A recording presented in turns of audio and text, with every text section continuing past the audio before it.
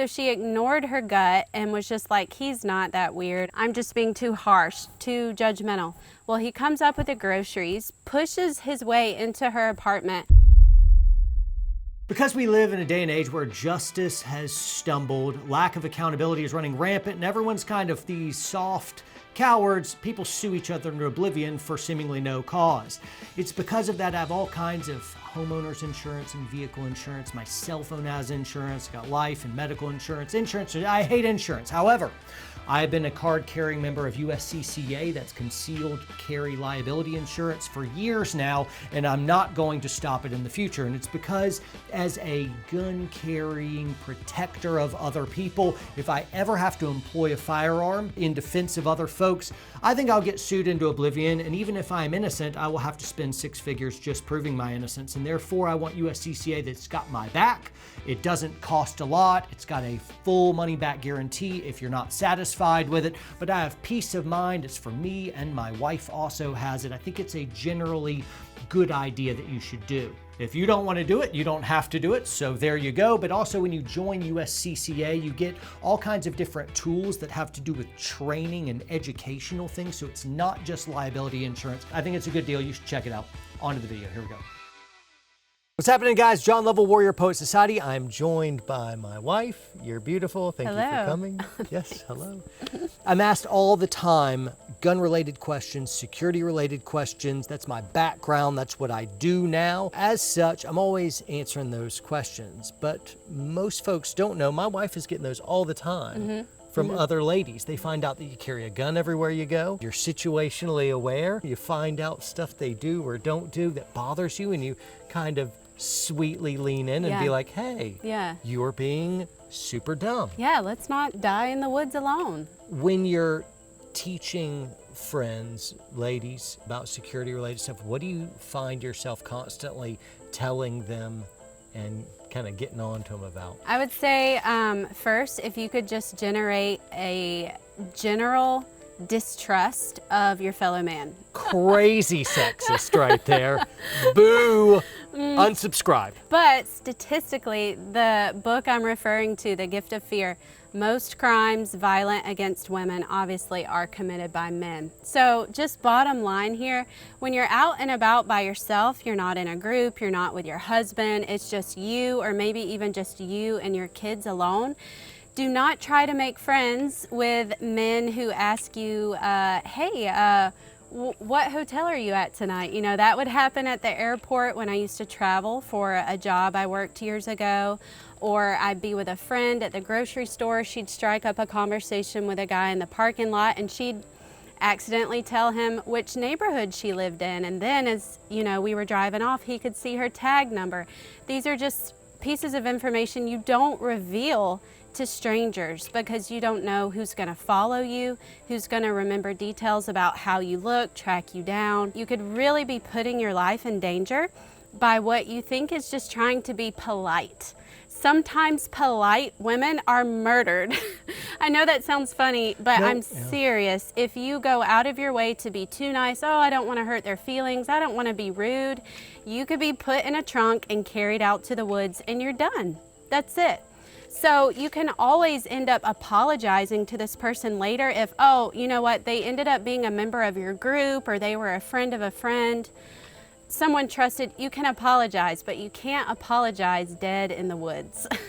Folks who seek to target and they want easy targets, part of their grooming process to find out who's going to be an easy victim is how much can they push and get away with, how polite and pliable is this woman going to be? And if they're extremely polite and really sweet and will say anything you ask and do whatever you ask, that's a good target because they're going to go along with just about anything. And so part of what my wife does when she travels is she kind of has that distrust. She looks a little irritated or shut down. She's like not back off face. She's not refusing to make eye contact, though. Some people would be like, oh, someone's looking at me. Don't look. Well, the groomer there is seeing, she knows I see her, but she won't make eye contact. Easy target, pliable and afraid.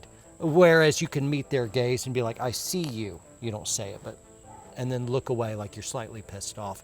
And that's far better Yeah, so The Gift of Fear, this book, it's more than 10 years old, but John had me listen to it, the audiobook, years ago, and it really just was burned into my mind because it was so disturbing. One story in particular was a woman had walked up with groceries to her apartment, had dropped some things down the stairs, was headed down to get them, but she heard this weird voice, a man who was something like, I got it, I'll come up just a minute, I'll get it for you. And she thought, oh, what a weird voice.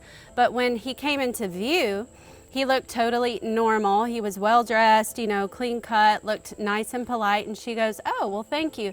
So she ignored her gut and was just like, he's not that weird. I'm just being too harsh, too judgmental. Well, he comes up with the groceries, pushes his way into her apartment. It was a press in, though. She's like, I'll take it from here. I'm like, oh, don't be, nonsense. I wouldn't be a gentleman if I didn't whatever. I won't take no for an answer. And he does it like that. So it's all kind of like pushy. It's a pushy. high pressure sales tactic. Yeah. And the way high pressure sales works is it makes you do something and makes you feel rude if they say no. And That's really, right. it's the high pressure salesman that's the rude one, making you feel rude.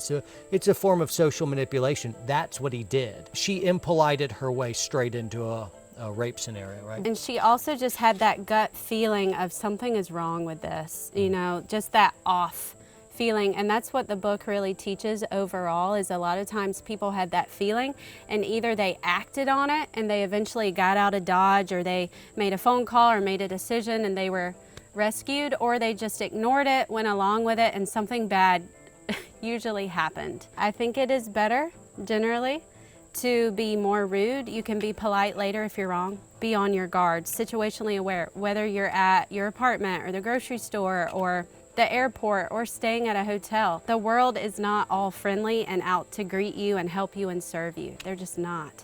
And it could cost you your life if you're not careful. We have friends that they go for walks through the woods alone. That is my pet peeve, especially if you've got on 2 headphones, okay? Maybe I'd forgive you if you wear one, because you could at least say, oh, I can hear the jogger behind me. But if you've got on 2, really, in the woods, I mean, you're just asking for it. And you think, well, it would never happen to me. The other women thought that too, and they're That's right. gone now. You've really got to just not be so distracted, not be so clueless, not be so oblivious to what's going on around you. So also make sure if you're home at night that the blinds are closed, you're locking doors. When you're leaving the house, that you're actually setting the alarm.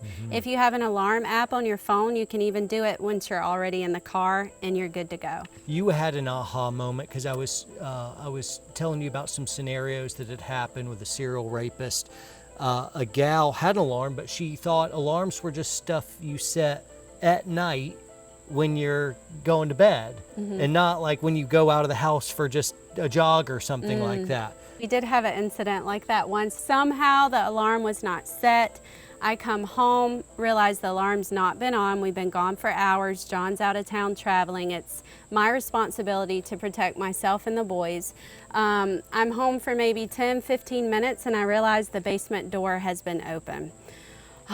Deep breaths. So I go to the bedroom, get the AR. I start to clear the whole house, room by room, a little shaky, but ready to kick in closet doors, look under everything, because I can't go to bed that night thinking that some guy's gonna creep out from under some bed and it's go time, right? Yeah. So yeah, clearing the house. I even called and told my neighbor, like, did she see anything or was anything suspicious, and let her know that she had my back too while John was gone, and once the house had been cleared and I could breathe a little.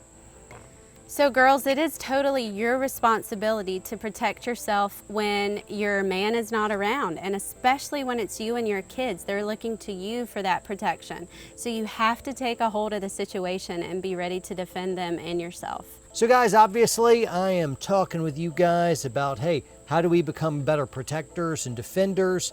But my wife's not letting you gals off easy, because you have your responsibility as well of, like, security is everyone's job. It may be primarily on the dude, but gals, it's your responsibility as well. Ergo, I have a gun. And it's just a simple mindset change of more situational awareness, less distractions, and just being more aware of what is going on around you at all times, who's in the room, things like that.